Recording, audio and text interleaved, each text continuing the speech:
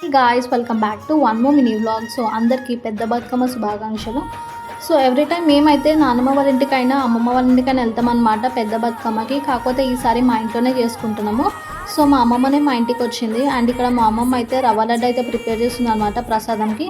So ఇక్కడ మా అమ్మమ్మ ఇంకా మమ్మీ అయితే బతుకమ్మ చేయడం అయితే స్టార్ట్ చేసినారు.